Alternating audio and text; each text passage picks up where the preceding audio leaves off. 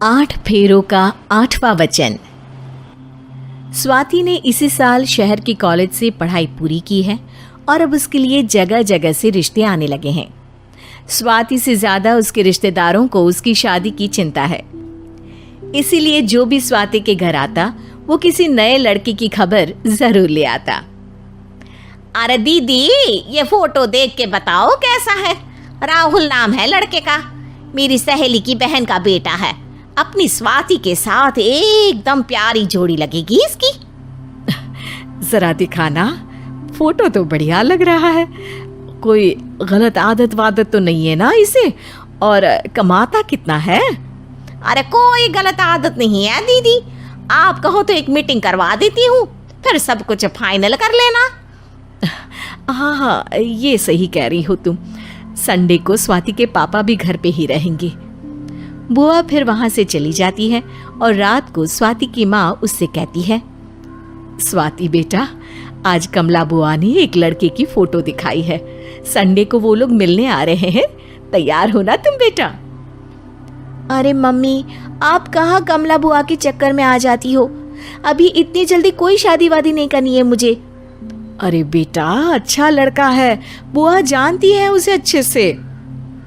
हाँ स्वाति बेटा, एक बार मिल तो लो, बाद में देखेंगे आगे क्या करना है। वैसे तो कमला रिश्ता लाई है तो मना करने का तो कोई सवाल ही नहीं उठता। संडे की सुबह होती है और कमला बुआ राहुल और उसके मम्मी पापा को लेकर स्वाति के घर आती है। अरे आइए आइए भाभी, इसे अपना ही घर समझिए, इनसे मिलिए। ये मेरे भैया और ये मेरी भाभी हैं। नमस्ते भाभी जी, ये है हमारा लड़का राहुल, सरकारी नौकरी की तैयारी कर रहा है ये। वैसे आपकी बेटी कहाँ है? अरे स्वाति बेटा, बाहर आ जाओ। वैसे कितनी पढ़ाई की है स्वाति ने? जी, पोस्ट ग्रेजुएट है हमारी बेटी साइंस में। ये सब तो ठीक है, पर घर संभालना जानती है या नहीं? हमें कौन सी इससे नौकरी करवानी है, नौकरी तो मेरा बेटा करेगा ही। पर मैंने इतनी पढ़ाई की है और आप चाहती हैं कि मैं घर पर ही बैठी रहूं? अरे स्वाति बेटा, ये बड़ों की बात में तुम कहाँ बोल पड़ी? हम सब देख लेंगे क्या करना है क्या नहीं। हम तो इसी बात पर विश्वास करते हैं कि घर के लड़के घर में ही रहे तो ज्यादा अच्छा रहता है। वरना भाई साहब, आप तो आजकल के हाल जानते ही हैं, कितनी घटनाएं होने लगी हैं औरतों के खिलाफ। स्वाति बेटा, रसोई का काम तो पूरा जानती हो ना? शादी के बाद तुम्हें ही संभालना है वो सब। अरे बहुत अच्छा खाना बनाती है ये, आप सब लोग इसकी तारीफ करते नहीं थकेंगे। लो भाई, हो गई मीटिंग, अब शादी की तारीख फाइनल कर लेते हैं, क्यों भैया? भाई, हम तो पंडित जी से चर्चा करने के बाद ही तारीख फाइनल करेंगे। सालों से हम उनकी बातें मानते हुए आ रहे हैं। लड़के वाले और कमला बुआ की बातें सुनकर स्वाति एकदम नाराज हो जाती है और उसे लगने लगता है कि शादी के बाद उसे घर पर ही बैठना पड़ेगा। लेकिन घर वालों के आगे उसकी एक नहीं चलती और उसे शादी के लिए हाँ कहना पड़ता है। शादी का दिन आ जाता है और सब मंडप में जमा होते हैं। अब फेरों का समय हो गया है, अब कन्या अपने वर से 7 वचन मांगेगी।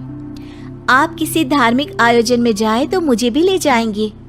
आप मेरे माता पिता का भी बराबरी से सम्मान करेंगे, हमेशा मेरा साथ निभाएंगे। आपको दोनों परिवार की जिम्मेदारियां बखूबी निभानी होगी।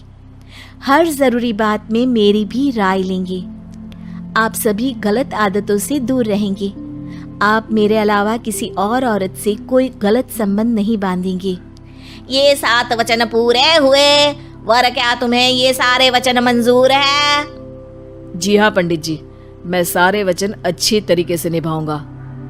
अरे वाह वाह, बढ़िया तरीके से सब काम संपन्न हो गया। तो इसी के साथ विवाह संपन्न हुआ और आज से ये दोनों पति पत्नी हुए। 1 मिनट पंडित जी, अभी एक वचन लेना बाकी है। अब कौन सा वचन है बेटा? मैं अब हमेशा के लिए किसी दूसरे घर में जाने वाली हूँ, तो पति के अलावा मैं अपने सास ससुर से भी एक वचन लेना चाहूंगी। अब कहो बेटी। मैं ये चाहती हूँ कि मुझ पर किसी बात की कोई पाबंदी नहीं लगाई जाएगी। मुझे सब कुछ करने की आज़ादी होगी और मैं भी विश्वास दिलाती हूँ कि मैं एक अच्छी बहू बन के दिखाऊंगी।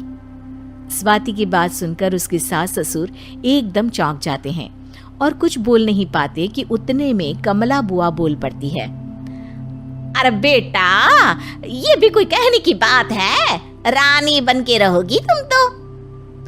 वचन देने से पहले सोच लीजिए, क्योंकि शास्त्रों में वचन ना निभाने वालों के लिए नरक से भी बदतर सजा लिखी है।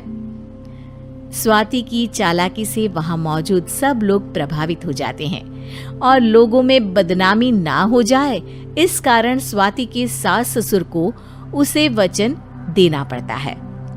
अरे कैसी अपशकुन वाली बातें कर रहे हैं आप पंडित जी? हमें मंजूर है बेटा तुम्हारी शर्त।